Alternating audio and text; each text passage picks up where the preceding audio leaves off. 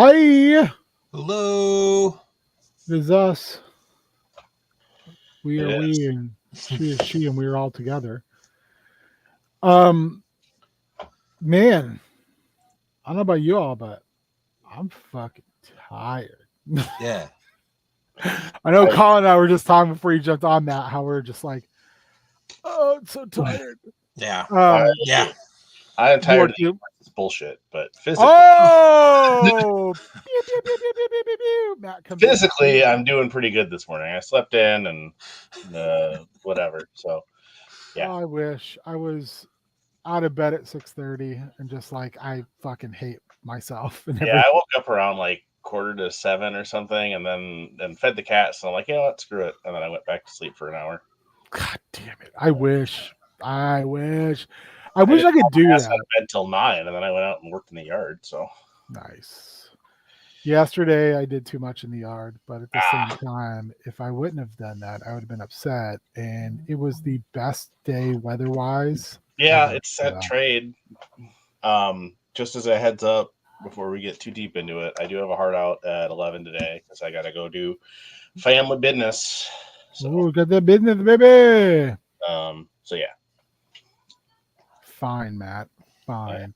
Um I'm just Take kidding. it up with my wife. I don't I don't My make wife. the All right, so I go guess told. James might join us. He and I chit chatted earlier this morning. He's still recovering from la COVID. Is he doing all right? He's super tired. Okay. He's he's pretty It fit the beat. theme. If you Yeah, Yeah, but honestly, I'm the odd man out. yeah. I mean, he's very, very like fried, and he's got school starting soon, so he's very much like, just like, please, please, no more, God, please, Lord, baby Jesus in a manger.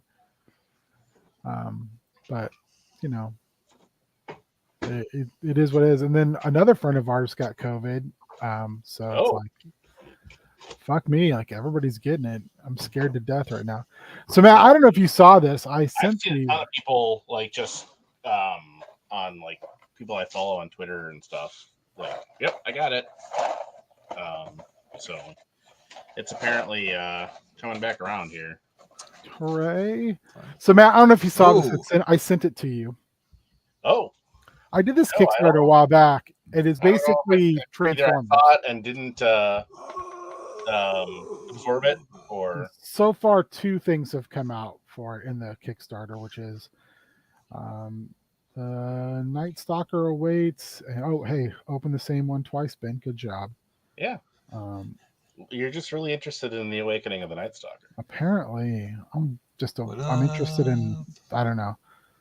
Well, apparently, maybe it's just that the Well, the titles, what the fuck? I don't. or they got you. Super Spike says, howdy, y'all. I Howdy, Super Super Spike. Spike. Super Spike. Oh, there it is. All right, just because I had the bits handy Ooh, look at that Robo Boy. curious stuff. I'm just, Ah! that body. You bought it. You broke down.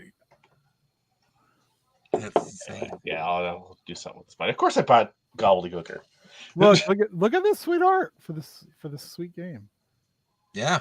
Full of Yeah. robot boys. Oh, I also read the first half of that Doctor Strange stuff you gave me.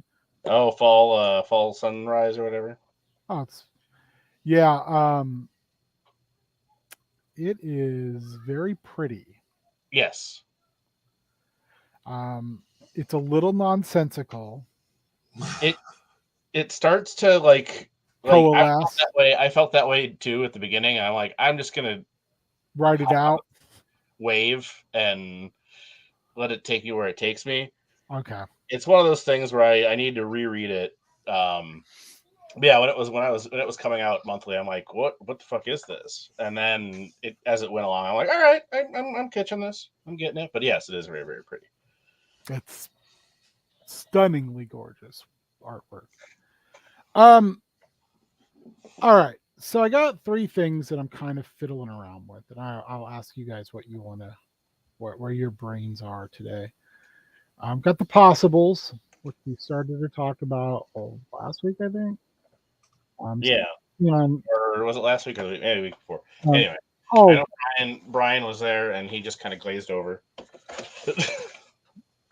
still working on Take Me Home, Old Fay Road, of course. And then I'd like to work a little bit on Scum Villainy.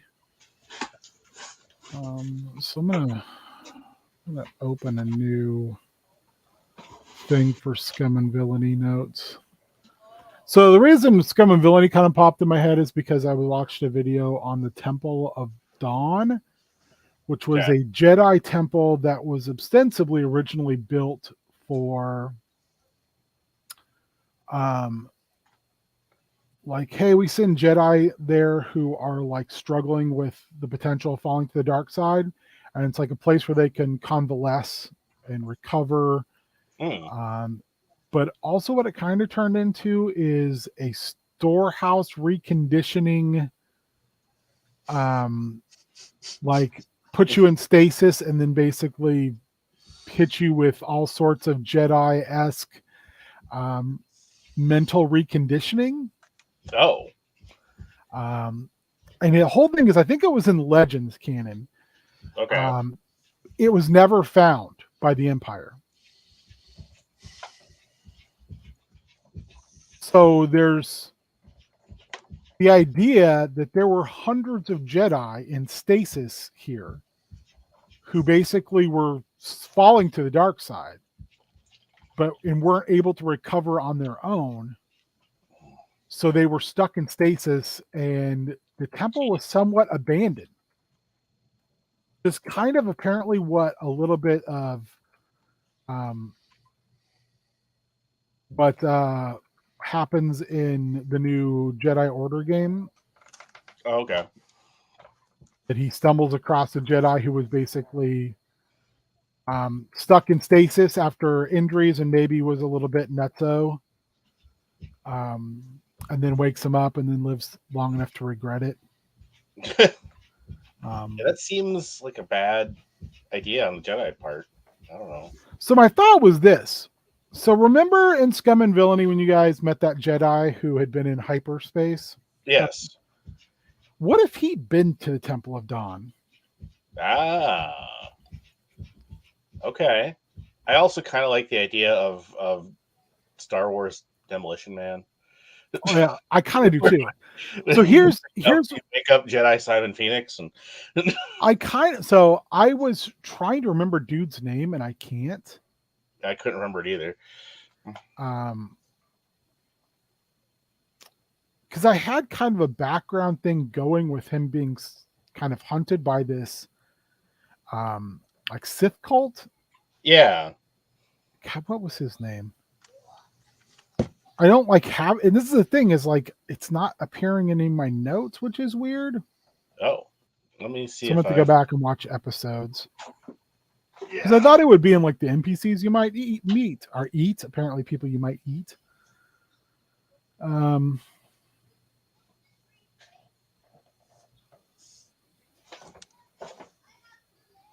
Yeah. Anyway, so my thought is this. We established that the reason he got jettisoned into hyperspace, put into stasis and jettisoned into hyperspace is because he took basically after some stuff that he did or that they did as part of the Clone Wars, he took the oath of the path of passivity where he basically is like, hey, I'm not doing this.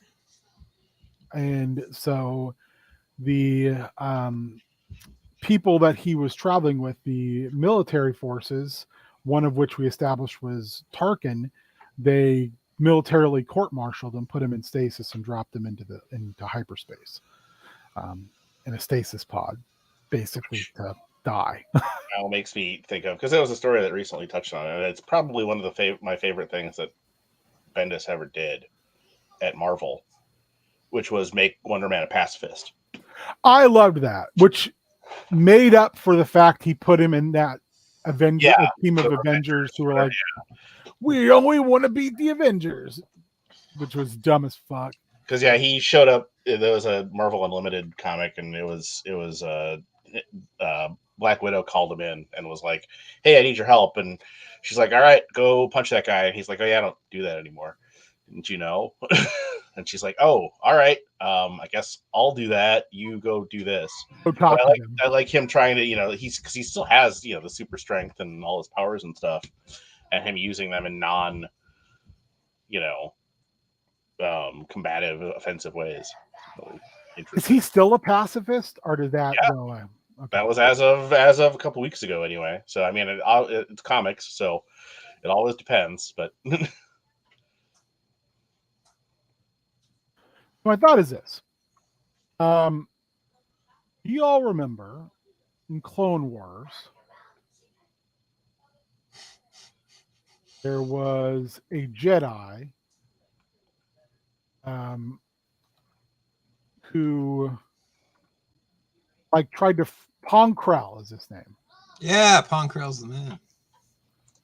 So Ponkrell tried to basically killed his own men. oh, He okay. had them kill the others, and then when the clones figured it out, they basically tried to arrest him, and he basically was like, "Fuck off."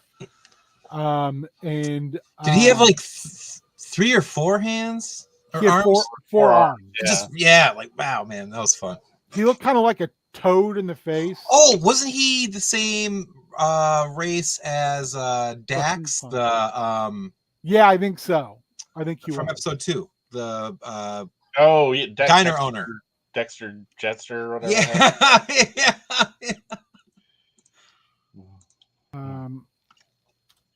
Yeah, Ponkrell's So here's the thing. awesome character.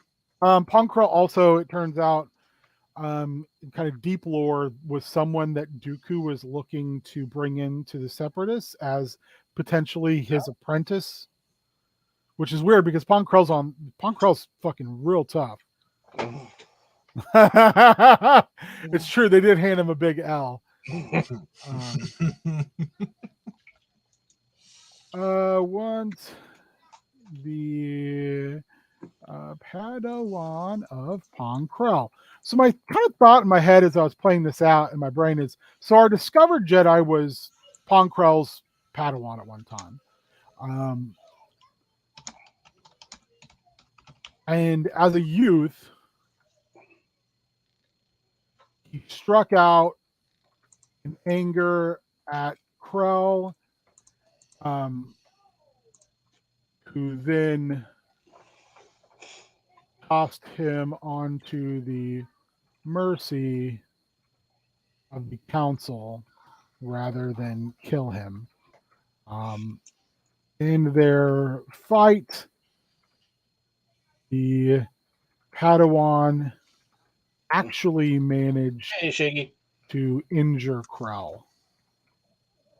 I'm picturing this idea of like Krell push. This like 11-year-old kid is just fucking had it, and he lashes out in anger. Also, I was going to make it so our discovered Jedi was like part of like a long lineage of Jedi. So it was like, because one thing about the Temple of Dawn we find out is it wasn't for everyone. It was also a secret. The Jedi didn't just send everyone there. It was like if you were upper echelon Jedi, or very important to the council's plans, then you got sent there. It wasn't that you were seen as redeemable, it was that you were seen as important, which is really sinister in itself. Yeah. 2 youths. Youths. So,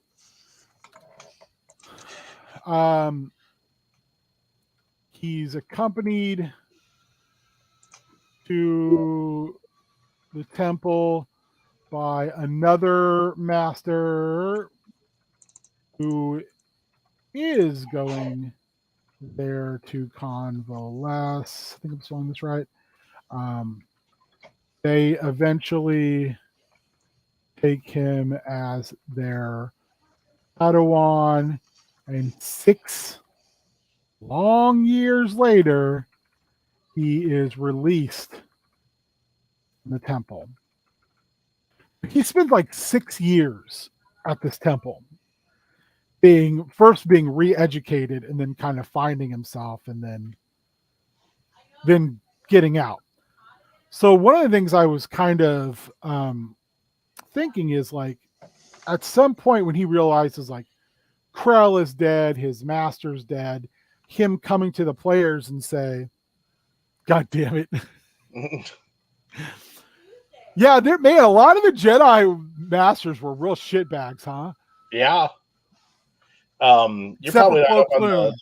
the comic stuff right now, but they introduced not too long ago this idea of the Ascendant, which was this cult that was against the Sith, but they developed all this crazy technology to basically duplicate force powers to try and wipe out the Sith, and then the Sith ended up killing them and corrupting their technology. But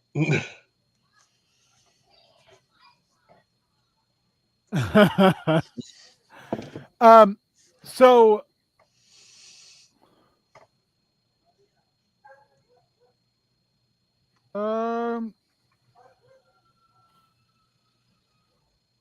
implores the PCs to go to the temple to see if anyone is still there. So the other thing is interesting is the temple isn't, it's like controlled by 3 Jedi spirits. There's like the jailer. I can't remember the names. I'm about to rewatch the video, but I like the idea that they weren't like people anymore. They were literally just manifestations of the Force. But they weren't angry. That was a cool thing I really liked. Like the jailer was apparently like this incredibly magnanimous. In fact, of the 3, he was the most friendly.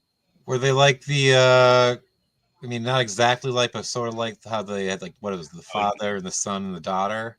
well, yeah, it's the Kind curator, the jailer, and the warden. Yeah, but like they're just different aspects of, but not exactly like sentient things of their own. My understanding was like they were basically 3 Jedi who had spent so much time there that they just became one with the Force at this place. Couldn't they do that in Legends, like tie their spirits to like holocrons and stuff like that too? Mm-hmm. Yeah, that's. Yeah. I mean, this is the intelligences are stored in holocrons here. So yeah, it's kind of like I can't remember the Sith Lord who tied his stuff to his mask and then tried to take over Vader. That was that. Yeah, dude, that was sweet. I remember that. Was it in comics? Yeah, I think so. Yeah, Darth Nihil. Yeah, who like eats planets. Like one of the scariest fucking Sith. That was cool. Or is it Nihilus? Nihilus, I think you're right. Yeah, Nihil is the. Is that the lead? Yeah, that's like the future one that Dark Horse had a bit with Cade Skywalker and shit. Oh, okay. And then who's the leader of the baddies in the High Republic? Doesn't he have an N name too? If anyone's up to date on the High Republic, I'm not close. Although there's some sweet Wookiee Jedis in there.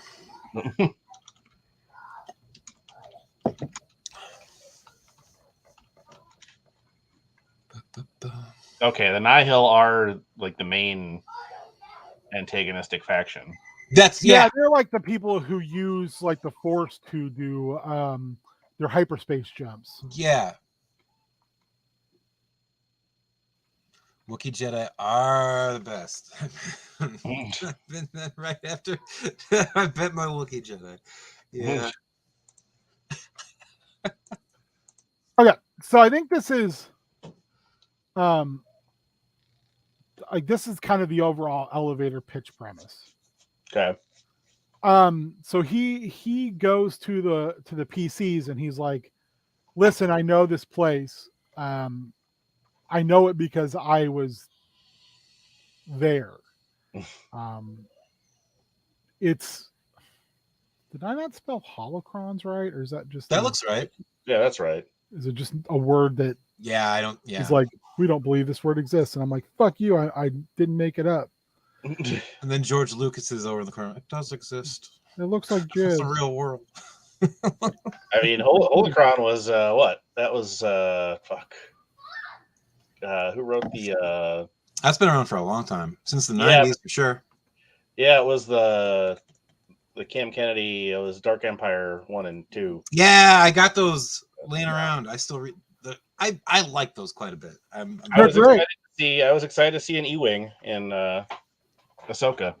I some of the best stuff Dark Horse put out, in my opinion, was the stuff that was even was like with the Friedan Nad uprising, Yes, and Eula Roma, and Tales all of the Old Republic. Yeah, I loved that. I was a huge fan of that. Yeah, and like Naomi Sunrider and the Beast like writers and all that. Yeah, like, and the fact that like the passing of the mantle of Mandalore, Yep. and so anyway, they go there, and I do think, Matt, I would like to do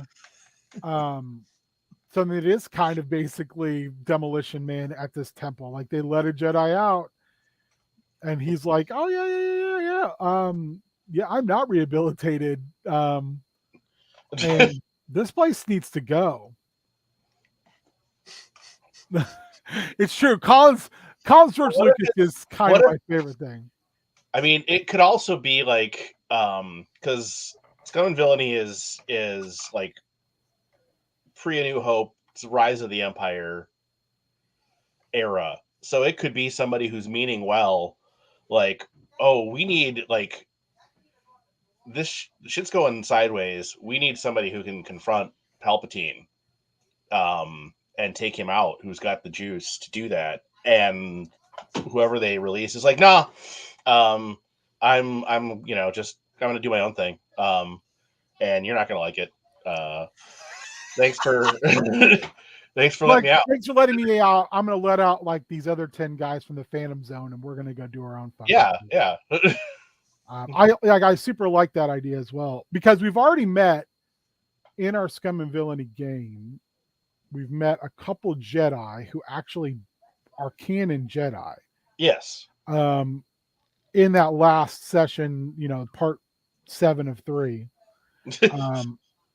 which was yeah, what's his nuts from the Force Unleashed?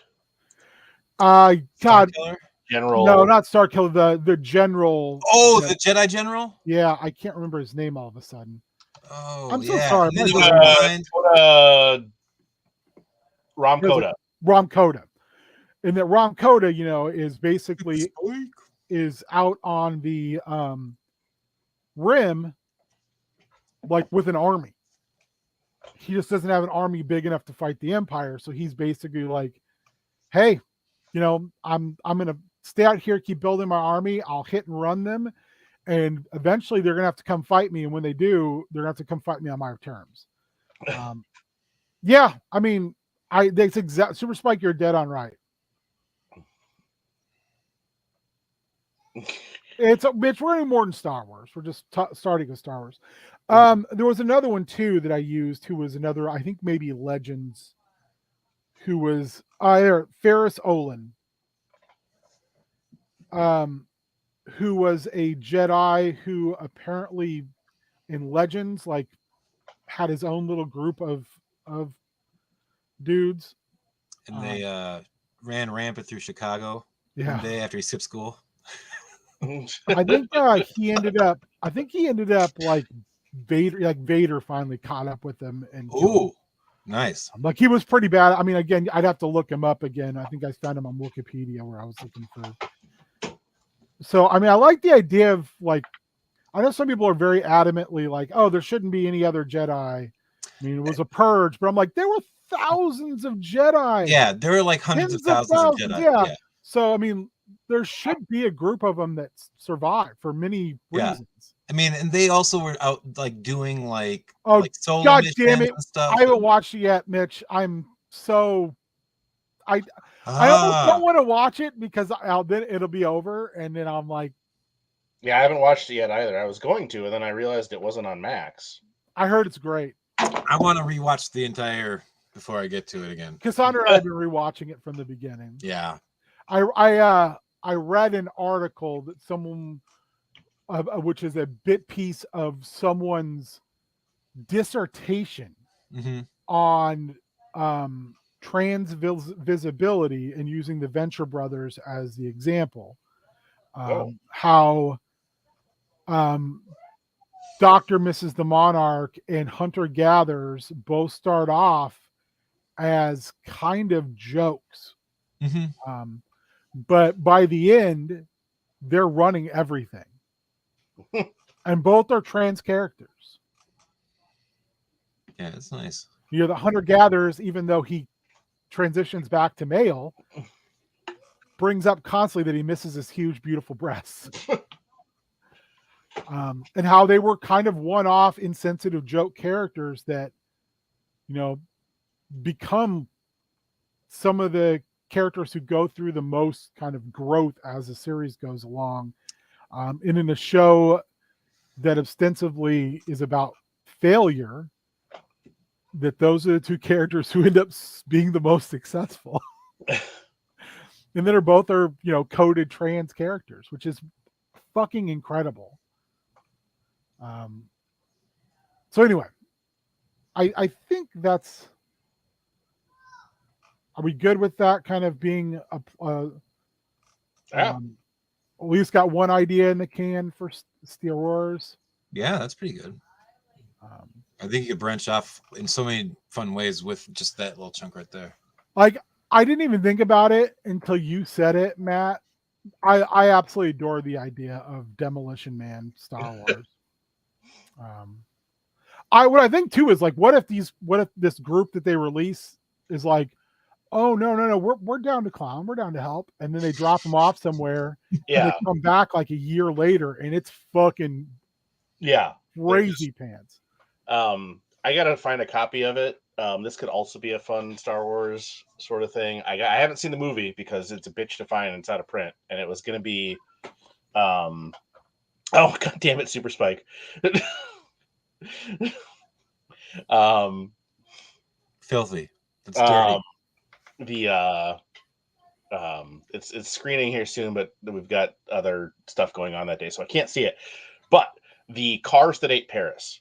Oh yeah, really. IFC used to run that all the time, like back in like early 2000s. Would be a super fun like thing to do in Star Wars, I think.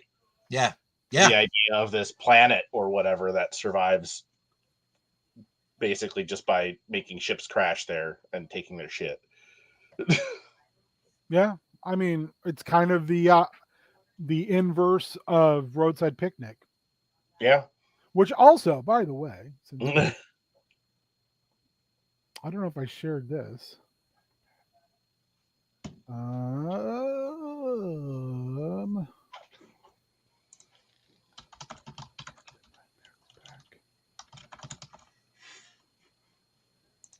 Maybe they've re-released it now. I don't know.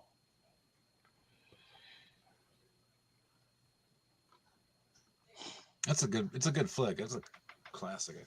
Zip. It looks like it's on Daily Motion. Let's see if I can zip it without. So this, nope, I'll have to unzip it. I'll have to download it and unzip it. This is based on Stalker Roadside Picnic. Yeah, I was gonna say The Zone and Stalker. Mm-hmm. Which is something that if you're not aware of, I highly recommend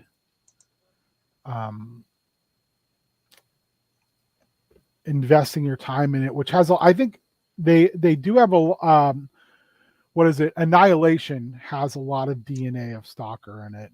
Yeah. Or Roadside Picnic. And the premise of Roadside Picnic and Stalker is that I haven't seen Roadside Picnic. Roadside Picnic's the book that Stalker's based on. Okay. I thought maybe that was I know what's his face, the guy who did Stalker, the director, did some other. That might have been, yeah, I might have. Hilarious, yeah. No, he's one of the great directors from the Soviet Union. Yeah. Okay, so this is all the stuff. Stalker, by the way, if you haven't seen it, you could watch it on YouTube. There's a Russian film channel on there that has restored versions of all sorts of wonderful stuff. That's where I watched it. Yeah, Stalker's on there. There's also a fantastic anti-war film called Come and See. I highly recommend it if anyone wants to get really depressed. These are all PDFs. Why are you not? In a really beautiful way. I mean, like the Fireflies. Yeah. My movies. This pisses me Soul off. crushing. Anyway, I'll have to play it, but it's like Never feeling too happy. it's like a game that's not quite GM-less, but is like GM by group. So everybody's involved and everyone's playing, which I found to be very interesting. And I loved the art from it. So I was like, okay, then we're doing this. All right, so let's dip back into the possibles. Okay. All right. But yeah, Stalker, like Roadside Picnic, to say this really quick, the premise is that stuff falls to Earth, it fucks up the planet in these areas. And what it turns out to be is just aliens dropping their junk off. That's why it's called Roadside Picnic. They basically just leave their trash here. And it completely causes areas of the planet to be wildly unstable. Yeah. Like in Stalker, one of the things he does is ties cloth around bolts and nuts and throws them in front of them all the time they're going through the zone, because there are anomalies in the zone. Like you could accidentally find yourself 10 years later. Or be completely disintegrated or whatever, because the zone's completely unstable. And just because you find a path to get where you're going in the zone, you can't take the same path out, because these anomalies constantly move and flux. So it's really, the concept's really interesting that, you know, the Soviet Union has shut down the area around the zone. You're not supposed to be able to get in. It's completely quarantined. But these guys called Stalkers will take you in for a price. They will go in and get things for a price. Yeah. And there's people like the Stalker in the movie, who's like feels a complete like draw to the zone. Like he feels like he has to go there. That's why he keeps going back. Roadside Picnic is not in the Soviet Union. Actually, I believe it's like in Colorado. Really? A far more westernized version, which is weird because I believe the author's Russian. I was just going to ask. Okay, yeah. So anyway, we were talking about, like, with the possibles, smooshing things to get kind of a good elevator pitch idea, using like books and film with potential stories from comic books as kind of how to get our story on. That was a terrible thing to say. Nah, love it. Get your story on. So, anyone have any other? Excuse me. Anyone come to any like additional ideas from last time?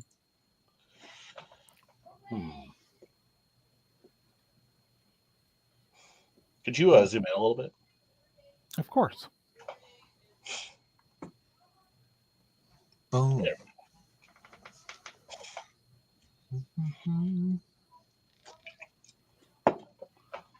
Great cartoon, by the way, Matt.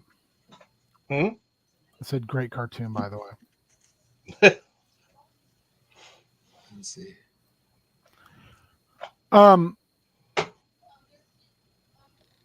I have to admit, I was going to work on this and I blanked about it. I had a couple ideas, but I just kind of lost my way on them.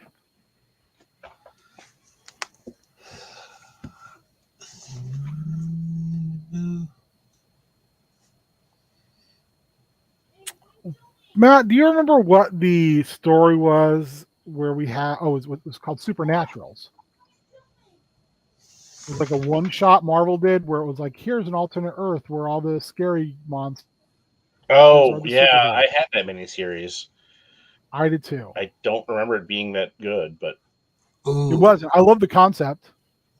Well, because it was like, oh, we're gonna let like the Chaos Comics guys do a miniseries, so it's like Jim Ballant and whatnot. And what about like just thinking of a fun storyline that could take place. Not to interrupt, but like just to take a spin from just the kernel of like Mystery Men, where you've got like all these like D-grade heroes, and you've got this super tired, just like I this is too easy for me. I got to get something going, like A-lister, like Superman prototype, who's like all about now like image really over like doing any like real heroics, and decides, why don't I let like my super villain of all time out, not realizing that that guy's been cooking up like just the most devious plan for years and years and years. I would try. I've got to dig up the singles on it. There's a little bit of that in. There was a series that came out from Dark Horse last year that was co-written by Patton Oswalt. Oh, yeah, I saw that. And part of that is this one villain. He's kind of a Joker analog, sort of, but he enacts this plan that ends up killing the Batman analog's sidekick. So now the Batman analog is just like, okay, screw all of you guys, and he's just putting supervillains in the hospital and the morgue.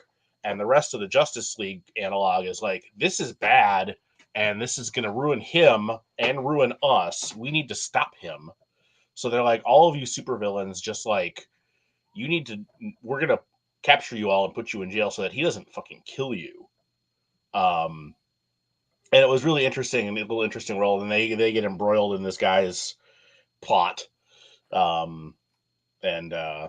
Ooh, that could be fun. Like distill that into like heroes needing to save the villains from the ultimate hero, like who's just for whatever reason, if it is like revenge motivated or just like, yeah, well, or there's, I mean, don't get me started on Mark Millar, but Enemy of the State is a hell of a hook for a comic story where it's like, yeah, we took Wolverine and made him,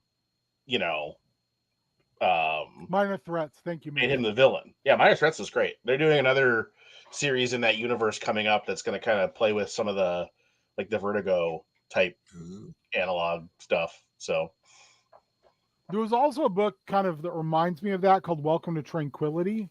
Yeah, which was like, hey, here's the town where all of the Golden Age heroes retire to. And now some of the kids of the Silver Age and Modern Age characters live here too. And they're some of them are kind of shitbags. And then there's a murder mystery. Yeah, there was, what was it called? Yes, that was a Gail Simone book. Yeah, there was another thing that came out around the same time. I gotta look it up. So here's my pitch for that. What if we do that with the Superior Foes of Spider-Man? Because they are definitely like, that book is one of my favorite books where it's like this group of kind of down on their luck Spider-Man villains who decide to team up, and their inner group dynamics are very much, to me, reminiscent of the Rogues from Flash. I love the Rogues from Flash. I was just thinking about like the second Beetle, the Shocker. Who am I missing now? It's such a great book. The Head of Silvermane, Override, yeah. Speed Demon, Ring. Yeah. And the book I was thinking of was Number of the Beast, and that's it was Chris Sprouse and Scott Beatty, and it came out mid 2000s, and they take basically a whole like generation of heroes and put them into like this virtual reality world and make everybody forget about them. That's the Head of Silvermane as well. On a fucking go-kart. Or not so go-kart, it's kind of in that, like the Justice Society have disappeared into limbo for whatever, or the Seven Soldiers of Victory. But yeah, it's like, okay, the government put them in this like virtual reality environment for their own, to get them out of the way. And now they're starting to like kind of see through the illusion. Kind of like remember that Justice League episode where they go to that alternate universe and they find like a mock JSA, but it turns out the whole time it's just like this radioactive kid is mentally created this entire world. Yes. And these JSA analogs realize they're not real. I'll tell you what, I've been going back and watching little snippets of stuff from the Tim verse, and there's a lot of shit that I was like, I watched this as a kid, and now I watch it as an adult and go, oh fuck, I should not have been watching this as a kid. Oh, there's so much stuff where it's just like, what, you were not ready for. No. I mean, all the shit in Justice League Unlimited with the question and the whole thing. I can't remember the episode where Batman basically stops a nuclear bomb from going off. He almost dies, and when he's all fucked up in the hospital wing of the Watchtower, Superman makes a joke, and Batman just looks at him and goes, "You don't get to laugh. You don't. This isn't funny. I almost died for you today." And I was reading a thing where what they wanted to do is they wanted that to be the breaking point between Batman and the League.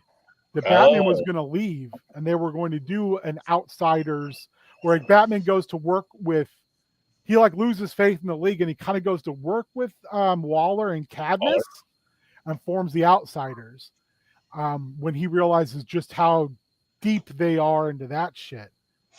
The evil mutant Roy Thomas. I forgot about it was Roy Thomas was the name of the kid. You could do well, that was the recent Ryan North Secret Invasion miniseries where one of the first things, like the scroll, because it's another, like, oh, the scrolls are infiltrating stuff, and there's a line in there that casts a ton of shade at Bendis. It's like, we spent decades infiltrating your power structures and whatever, and then decided to have a giant battle in Central Park.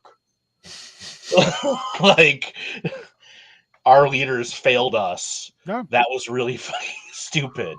But you could do Secret Invasion and The Thing. Oh God, I love that. Ooh. Yeah. Yeah. That's really, really. So I thought with the superior foes that I almost like as a, like, because that would be something where you could, at like certain points in the session, like at one point towards the beginning, you roll a dice and one of the players becomes a scroll, and the rest of the session they're playing as themselves, their character, but they're acting as in the direction of the scroll. And then you could have other points where if somebody lets themselves in a secluded area with that character or whatever, then you roll to see if they get replaced, and you would or the LMD invasion, or the LMDs like take over. I like the idea of doing it every 30 minutes, and that the player like isn't like subsumed, they're just like hidden away, they're just replaced with a scroll, and the player then knows like, oh, I'm a scroll now, but I have to kind of it could be a fun mechanic on the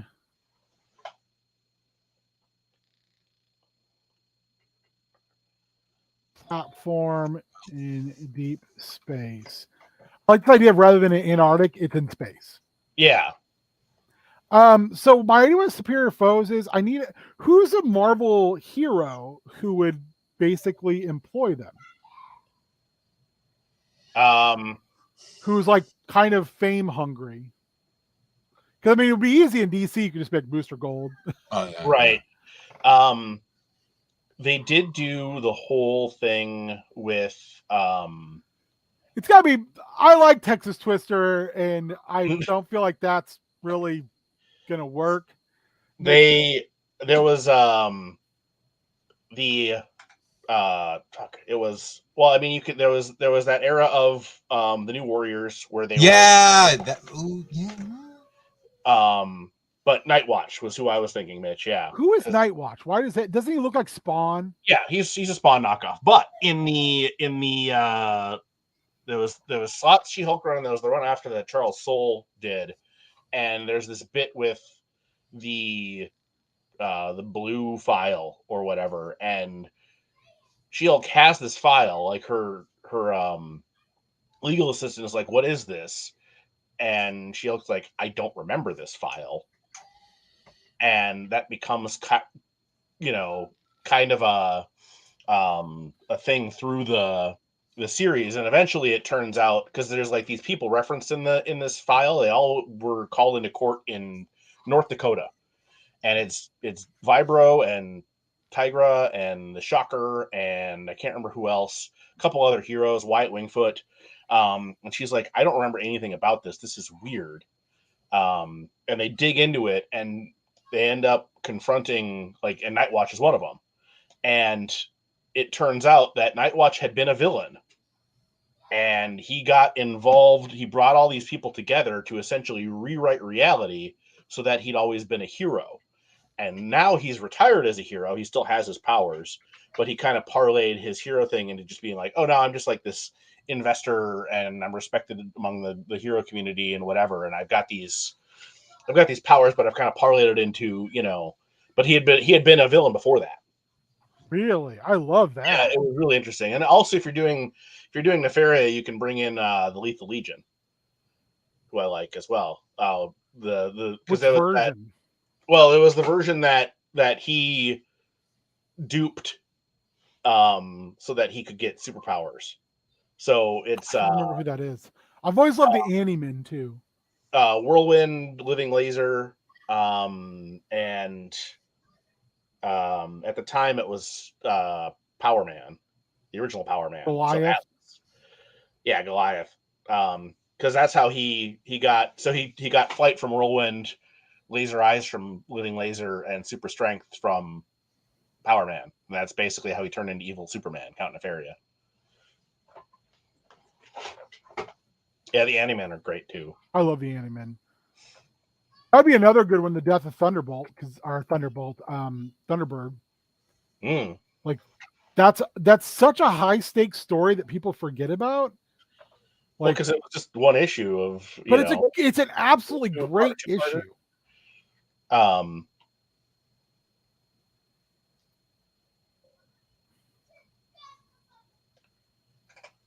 right, let's take a look here at Take Me Home, since Matt, you got to go soon.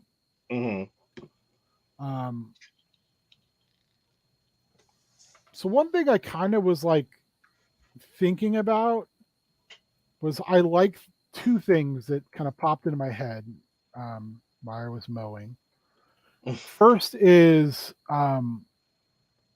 having actually building 5 factions, and one was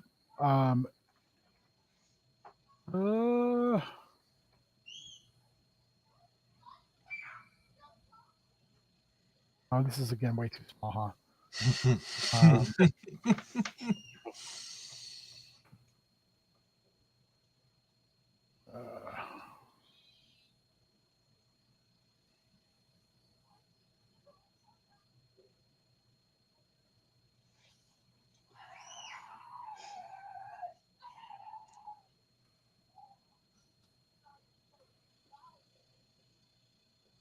I like this idea of, like, it occurred to me in a couple different ways. There's a game called Rangers of Shadow Deep, which is a narrative-heavy skirmish game by James McCullough, who James McCullough can do no wrong in my eyes, skirmish game-wise.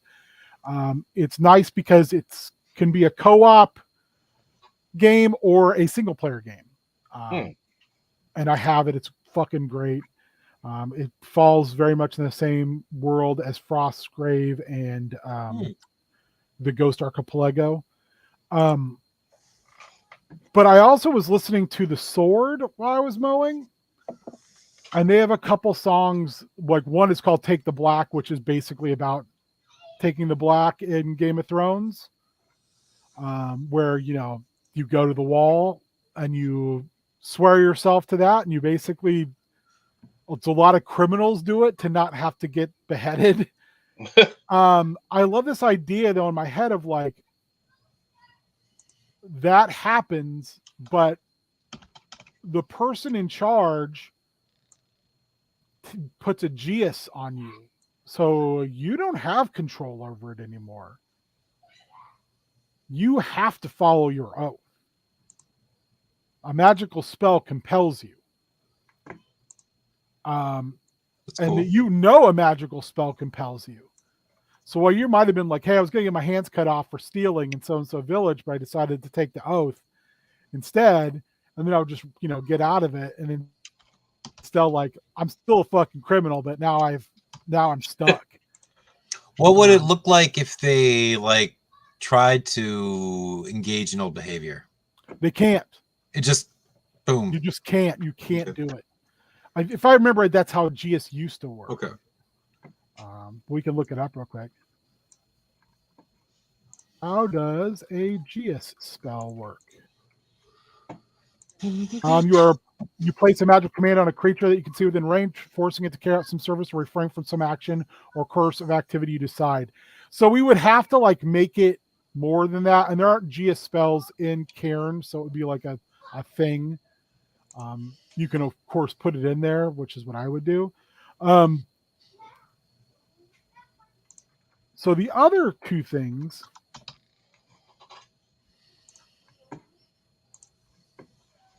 is they have the sword also has a song called The Black River, which is a reference to Conan's story, Mm-hmm.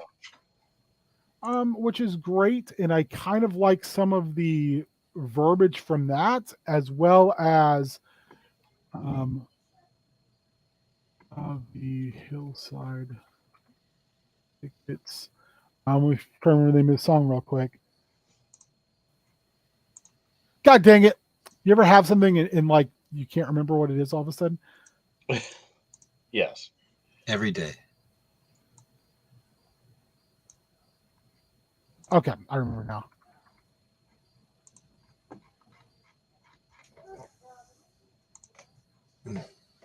Like I had to sing the lyrics in my head. Okay, so let's talk about the Black River first. I love this. It's the lyrics are relatively short, so I'm going to throw them in the chat, in the private chat. Imperial wait us beyond the Black River, summoned by the beating of drums. Our numbers are few, and our errand is dire. We do what must be done. At the bidding of the high priest, the tribes gather for war. Evil sorcery is unleashed upon the opposite shore.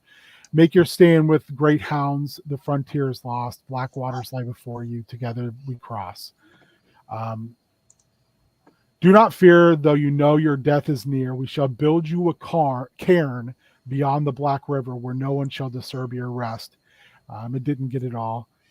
There you will lay with your helm and your harness, your sword across your breast. I absolutely love that part of it. It's like, hey, you're going to go die, but we're going. And then the ending of the song basically says, now take a quick moment to answer this question as the ferries approach the shore. Will you have the coin to pay for your passage and the courage to take up the oar? Basically like, hey, you're going to die. Well, are you going to do this or not? But I love this kind of like with this Rangers group that like, if you do this, that they defend primarily around Black River.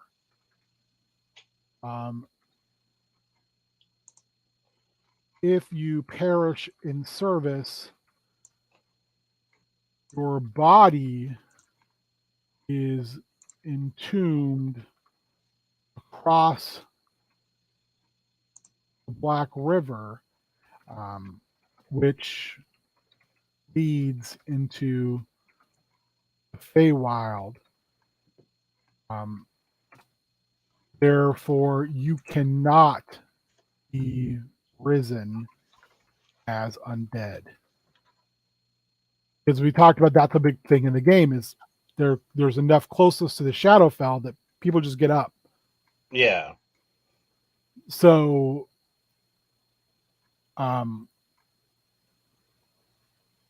really, okay, that's cool. Yeah, I really like the Howard Conan story because it is, a lot of Howard stuff is just like, here's a snippet, and you're basically seeing Conan. If I remember in the story, Conan's the only person who survives, which is also a huge Conan. Yeah. Where Conan leads a huge force of people and just everyone else dies. And he's just like, yeah, okay.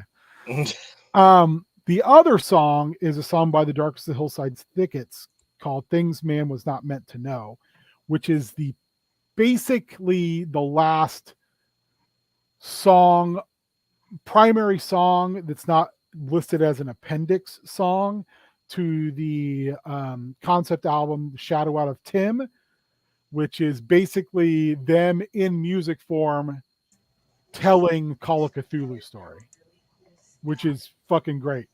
But the thing is, it's what I like isn't so much the lyrics because I want to change them, but it's kind of what they're saying. One thing I want to be able to do is like there to be a kind of a component of like not even nursery rhyme, but like a kind of nursery rhyme, I guess, because there's like warning in nursery rhyme. So to be like the lyrics are: don't talk to strangers, don't swim alone, don't take the dicey shortcut, don't turn the stone, don't tell a secret, don't fall behind, don't let the great race of Yith supplant your mind. Don't rack your memory, don't blaze the trail, don't pine for primeval jungles, don't pierce the veil, don't look for answers years down the road, don't copy down the glyphs that your visions showed. Are these dreams a clutch of stifled memories, or was there something more in my mind? Don't clear the mirror, don't be surprised when your reflection seems like a pack of lies. Don't ask the inmates what it's about, and don't cry in the library when you find out. I like this idea of like something being like, don't walk alone. Yeah. Kind of have this idea, like we talked about, that roads, one reason we kind of said, hey, don't go on roads is because they don't lead where you think they're leading. So it's like, never travel alone. But I like that whole like don't part of this song, which is like, telling you like, do not do this. Like, it is not going to end well for you. Remember when you got your big cut? If you go out and you think, Also, I will point out that one of the appendix songs after this is Slee Stacks and Yetis, which is good. And the other one is Near Lathotep, which is completely sung in, I believe, Egyptian, because they do weird shit like that. And just like they did on Spaceship Zero, where an entire song, most of an entire song is sung in German, since that album is based on a 1970s German sci-fi show that didn't exist, except for towards the end of the song when the lyrics become English and they're singing, "This is an outrage. Why have you taken me here?" So, yeah, I like when they do weird shit like that. But anyway, I like that a lot. Like, I like those lyrics a lot. And, Yeah. oh, there he is. Look at that beautiful man. Hey. Good Just nappy in poo. time for me to have to dip out. Perfect. Hot tag.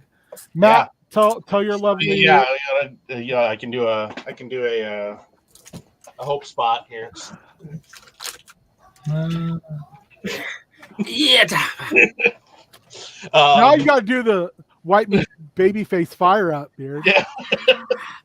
Yeah. Get your Robert Gibson on. Ricky Morton and Robert Gibson.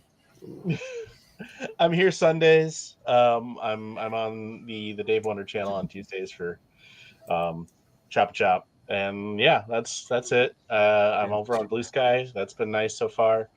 You can find me there. Hypno Hustler, I think. I can't remember. Anyway, and then yeah, that's me. Have fun, Matthew. Bye, everybody. Bye, dude. Nice to see everybody. Bye. I will catch y'all next week. Bye.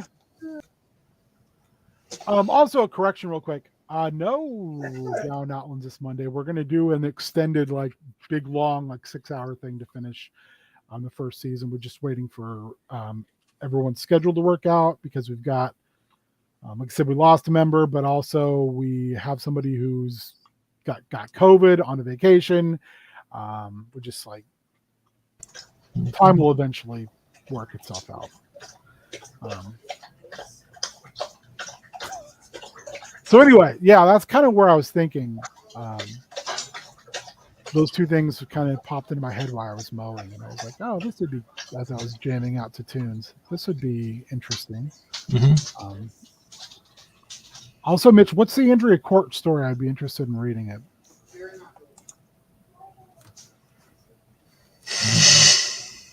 Howdy, Spike. I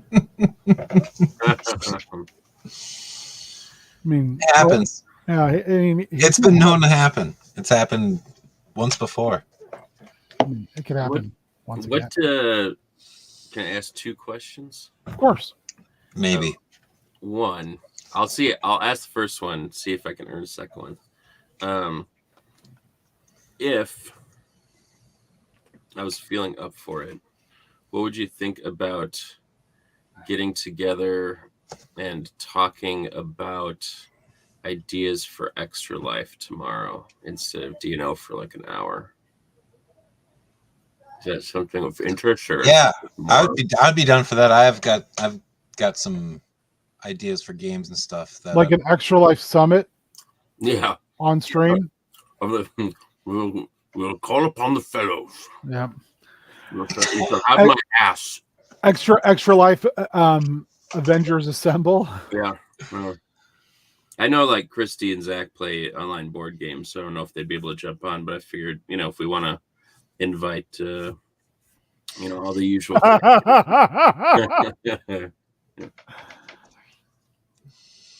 Yeah, I'm fine with that. That sounds good to me. Yeah, I think that should be fine. And then my second question was, how did today go, and what did you all talk about? Did you get through all of the different games you wanted to get through? We did. We talked some Star Wars. We talked Nice. Temple of the Dawn and like how to incorporate it potentially into our Star Wars game. Cool. Because I'm very intrigued by that concept. We talked about the possibles, and we added a couple things to our list, our jam list, which was the superior foes and the mystery men, as well as secret invasion and the thing. So, and then I added using the supernatural story from Marvel and the Ultraverse. Have you I was poking around on my brother's Discord, and someone had pointed out that like it's a like predominantly everything rotates around more or less toys, yes, but comics as well, and he didn't have a comics channel. So he made a comics channel, and he was like, yeah, post whatever. And I had read the post, like someone was like, oh, we don't have a thing. So I was like, everybody put your favorite comic book runs. Not arguably the best, because but just what appeals to you. Yeah. Because like this isn't going to be everybody's, cup of tea, but and so I remember I had another one. I just remembered.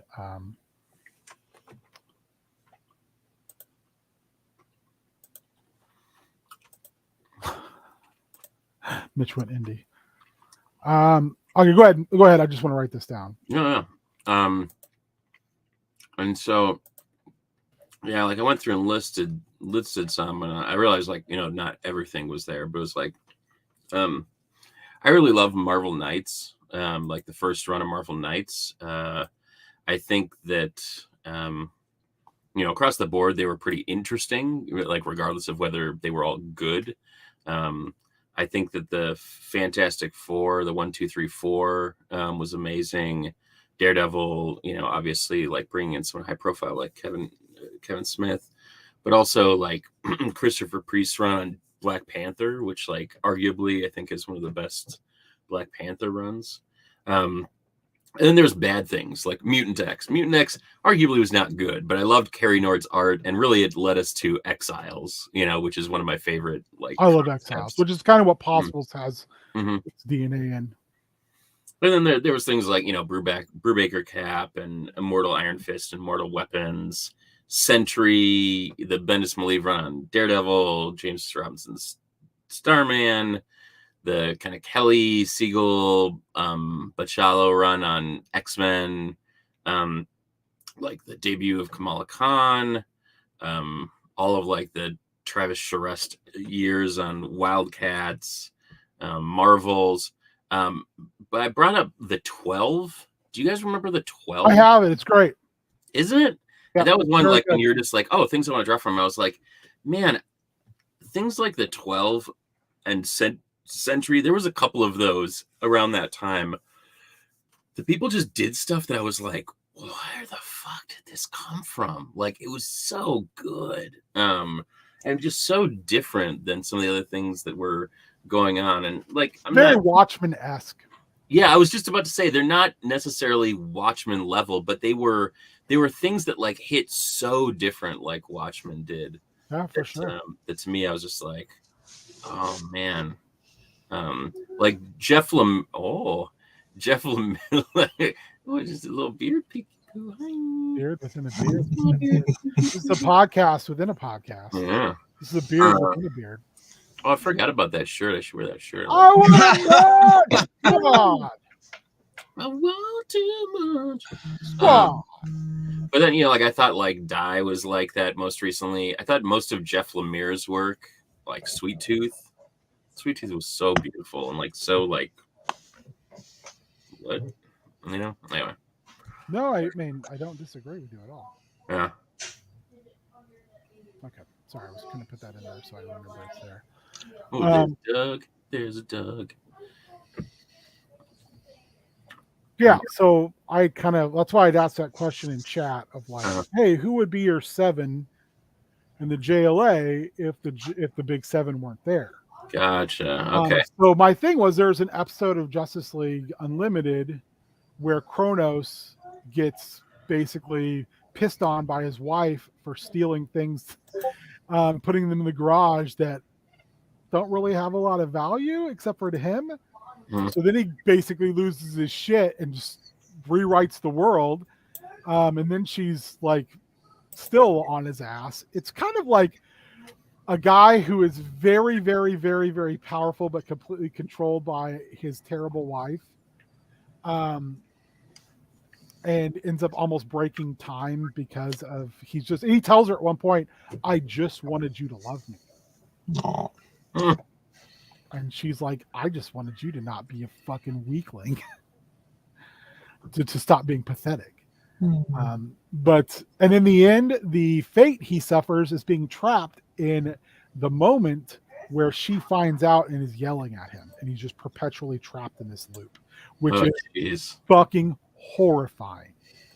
But I like the idea of Kronos from a different multiverse, like stepping into this world, into this particular 52 and going, I know who you are and I know how you get here, and I'm going to prevent all 7 of you from being here. I'm going to steal the clay before Hippolyta can make Diana. I'm going to steal a part from the transporter so the Martian Manhunter never arrives on Earth. I'm going to steal Kal-El's rocket when it lands on Earth. I am going to pull the bullets out of the gun that shoot Martha and Thomas Wayne. Damn. I can't remember the one I had for Arthur Curry, but basically just pulling all the little strings so the League don't exist. And kind of my thought was, because I believe I put my 7 into the chat. What happens to Luthor when there's no Superman? And what if Icon? Luthor would probably become like the world's greatest hero. Yeah, but what if it's still the DC universe where Icon exists? Would Luthor be anti-Icon or pro-Icon? Because would he look at Icon and go, all right, yeah, you tried very hard to like fix how mankind is shit on black people. So let's do this together. So Yeah. Luthor basically becomes the man in the chair, like basically the lead. Yeah, he'd be the like his lead- thunder. Yeah, he's like well, I even think the funder, like he's like the man in the high chair. You know, he's the guy. He's Oracle, and he's like the emergency leaguer as well with his giant battle suit. But like Mr. Terrific instead of Batman. Yeah. You know, getting brought in by Icon. I like the idea of a world where, you know, because it's Icon, not Superman, where, you know, it's someone of color who basically helps reform Teth Adam. So Teth Adam becomes the champion of Shazam and basically adopts Billy Batson, who's already Captain Marvel, because that was something that was touched upon in JSA, where he basically brings Billy in, and he still gets Isis, he still gets Osiris. So there's like a Marvel family, but it's built around Teth Adam rather than Black Adam, or rather than Captain Marvel. You know, he takes, I can't remember whose place I said he took, but you know, basically like you have almost like a very strangely idyllic world without the Big Seven, but the Possible's mission is to bring the Big Seven back. So they have to like steal them from Cronus, who's also working with the League. Interesting. And with the League go, oh, you mean we're not supposed to be here? Well, like, look, why? Why wouldn't it work? Yeah. It works. I believe I said for Martian Manhunter, Jim, son of Saturn, because he literally was supposed to be the new Martian Manhunter when they were going to get rid of Martian Manhunter. Originally was also going to be a Martian. And DC editorial said, oh no, we're going to start using Martian Manhunter again. We're going to do this thing called the Justice League. And we're going to stick Martian Manhunter in the Justice League. And they were like, okay. And then also didn't appear again until Morrison used him in his JLA run. Like, which is wild. That character spent so much time, like, basically on the shelf. Yeah. And has only really been used modernly in the Martian Manhunter series that Ostrander did. But yeah, I like kind of this idea of an alternate league that's successful, not one that's like full disarray or whatever. One that's successful in a way maybe the league couldn't be, and then being told like, we got to fix this. So yeah, I and some of that too comes from the Jason Aaron Heroes Reborn thing, where the Squadron Supreme becomes World's Mightiest Heroes. Yeah. Because there's no Avengers team. I liked that idea. I felt like the execution wasn't what I had hoped it would be, but I mean, I also pine for the days of Hickman's version of Hyperion. So yeah. Cool. Well, that sounds like a good day. Yeah, between that and we were just finishing talking about the Take Me Home Old Fay Road. Nice. It's shaky. Ooh, oh, nice. Yeah, that's about all I had today. I think I'm gonna play some Stoneheart for a little bit. Ooh. Not on stream, probably. That way I can just put it down when I'm done. Yeah. I started a new thing, a Jamestown. So I'm playing some Jamestown, which is also just dwarves in the Arctic doing dwarves. Oh, so, nice. Yeah. But we didn't get a James Beardo yet. James Dwarven Ulterior. James Beardo Award. There was literally a randomized character that popped up in our stream game Friday called James Beardo. Oh, everyone was like, "Oh, Beard!" And I was like, "Yeah, you can't stop Beard. He's always with us. He's always with us." In our heart. Also, I think not this Wednesday, but next Wednesday, I think I want to do all out of bubblegum. Oh, yeah, that was fun putting together. I remember that. Who would be in for that? Yeah, why not? Beard, would you have time for that? Is Yeah, next Wednesday next week? Yep. Not this Yeah. week, next week. For sure. Yeah, let me take a look. I'm waiting to hear. I'm doing an independent study with 2 students, and I know that Mondays from 5 to 6 I have to meet with them, and I have to meet with them one other day of the week. But we're going to try to be flexible to their schedule. So You got 3-hour session, Mhm.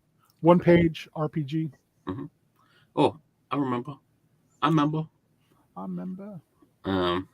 So Yeah, yeah, independent a study of D's nuts. Oh.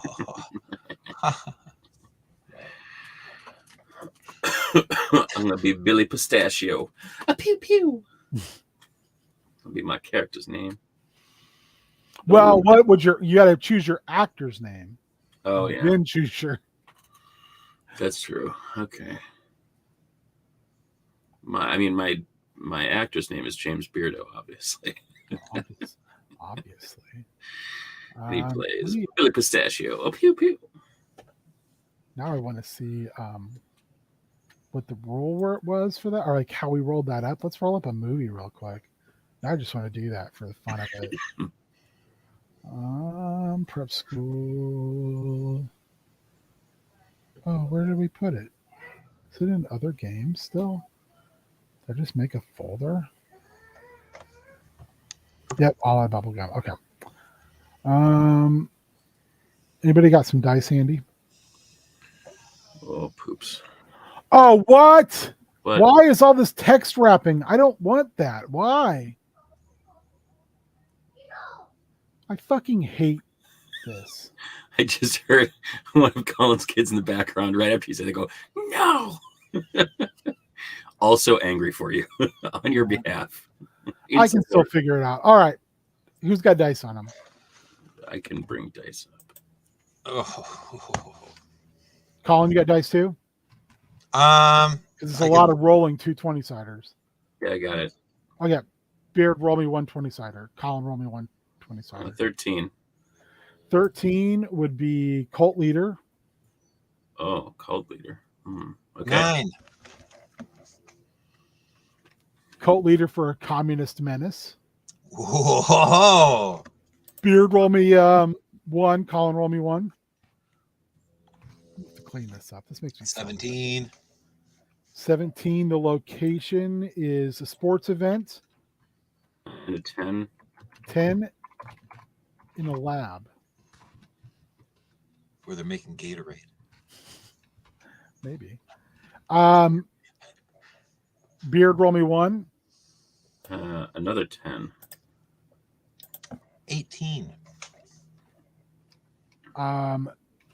Wants to. Oh, actually, Beard, roll me 6. A D6. Then Colin, roll me a D10. D10? You got a 6, Beard? I got a 5 on the D6. They want to control. What'd you get, Colin? 3. The population. So we have maybe this Gatorade. Which will roll me either one of you roll me a D6. Okay. All right. Yeah, Beard, roll me a D6. 4. To start. Oh, excuse me. Oh, that's just an additional complication. Okay, I'm gonna have to fix this because it fucks this up. But it makes me so mad that this does this.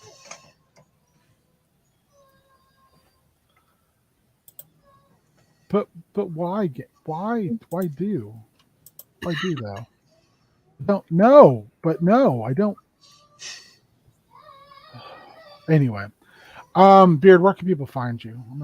That makes you so mad. You can find me Huey Beardwalks most places, or Up Your Architecture in other places, and you can find me acting completely normal as James Beardo everywhere else. Bing bong. You're a normal boy. Yeah. Got anything going on? Just trying to outlive COVID, baby. That's fair. That's it. Colin, where can people find you? On these fine channels that we haunt. Jesus, that's dark. No More United stuff. You can find me on this kind of stuff. I'm on Xbox and anything on Game Pass. I'm now Creepin' Colin, all one word. I switched it up because I realized Chef C-Rock sounded like I was cooking crack rock, and that's maybe not the friendliest thing. But yeah, when's Spoopy Boy got, next? next we're doing a mini Spoopy Boys, I think, on the 7th of September. We're going to do Bloody Muscle Builder in Hell, I believe.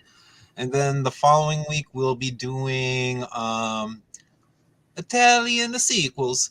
And I got to work on the announcement video for that. I want to get that up today, the first. Where Oh Jesus! I've got some ideas. Please tell me you're going to dress like Todd from Mario. Oh, I might have to do that. I was Just like Todd from Mario. So you have to look like a mouse wearing a toad hat. You'll have to be posing in a sexy fashion. It could be done. I'll have to work that in. That I might need to get more of an outfit for that. But yeah, that's a wonderful idea. But yeah, you find me around here hanging out, and yeah, we got some Spoopy Boys coming up and some other stuff. Yeah, doing the Meng stuff right soon. I'm excited about that. Mang on Mang. For those who are not aware of the beauty and wonder that is Todd from Mario, there you go. What was the last one, Ben? We had a cult leader for a communist menace at a sporting event in a lab that wants to control the population. Mm-hmm. Was that everything? Yeah, there's also we made a complications thing if people die. So we just I like I said, I need to reformat that. Apparently Google whatever is like, oh, you would like to put that you'd like to look at that. No, we're not going to allow you to look at it the way you put it in. I refuse. And I'm like, but why? Because I want to look at it. I just want to look at it. Google Dropbox. I just want to, well, what if I just open it in regular? Oh, there it is. Okay. Yeah. Oh, we needed one more D6. Oh, damn it. Well, I just posted the dumb description. One. Coming soon. Control the population, which will lead for to a unrest. Communist menace of a sport event in a lab that wants to control the population. Night of the Living Haterade. You could definitely have some Halloween 3 vibes. Oh, yeah. Said, or maybe even a little bit of the stuff. I was about to say, is that Jason Takes Manhattan? And then I said, oh, that's the wrong franchise. 2 more days till Halloween, Silver Shamrock. It's for the children. The greatest trick will be on the children. Sorry. Halloween. Get off the TV! Stop the commercials! Turn it off! Poor Tom Atkins. What do you mean? Does he have any movies where things end good for him, though? And I was thinking about it, like everything ends poorly for him in almost every movie he's in. Oh yeah. No, he either dies or everything goes. He's like proto Sean Bean, or Sean Bean would be the acting descendant of Tom Atkins, British Tom Atkins. He's got the Atkins curse. Not to be confused with Rowan Atkins, who fuck you. Yeah. You can find me here times. Fuck Ric Flair as well. Yeah. What a crime that the Nature Boy outlives Terry Funk. Forever. Terry Funk forever. Bray Forever. Wyatt, love you, buddy. Forever. Bob Barker. Bob Barker's gone. That's a stinker. Didn't go over 100. Kept it real. Jesus Christ. Everyone's like, Arlene Sorkin. yeah, Arlene Sorkin. Fuck, that one was rough. Like, this has been a rough week, man. A lot of people that have been important to a lot of people. Pee-wee. Was that Yeah. this week too? No, I think it was last week, but there's just been a lot of Fuck people going. me. It's been rough last end of summer. A lot of good This folks was coming not on. hot girl summer. No. Anyway, yeah, this week we're gonna do apparently tomorrow night a little summit of boys. Yeah. The great summit of boys. Beard will figure it out. Yeah, I think the Um, Great Boy Summit sounds The good. great boys summit. Yeah, we'll have Chef C-Rock with us in the house.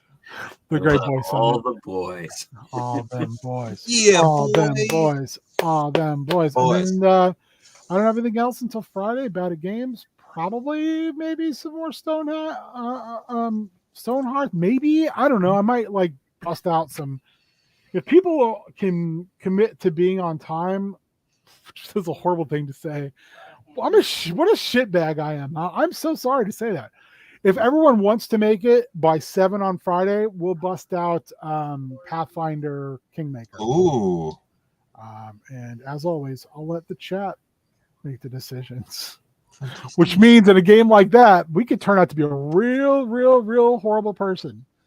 Because I was hoping that everyone would be at 7 on last Friday because I wanted to see what kind of disaster town you guys wanted to make. But I was kind of alone for a while. I feel like it could. Yeah, let's do that. That sounds like a fun Friday. Yeah, it's if anyone's aware, it is from the Pathfinder RPG Kingmaker, which is, in my opinion, the best adventure path Pathfinder put out, because you get to make a kingdom.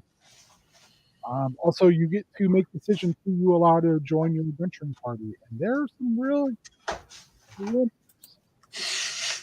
early on. You get to make some significant decisions really early, beyond character creation, like who you side with. So, yeah, that sounds like a plan. I don't know. Otherwise, fuck Ric Flair. Fuck it, Claire. Hug your pet. Hug your pet. Drink plenty of water. Get that water. And don't forget, butter Chef noodle. C-Rock coming for you. Yeah. And Come on. buttered egg noodles are the best noodles. Ooh. Yeah, I'll go with that. Love a good egg noodle. Bye, you sick.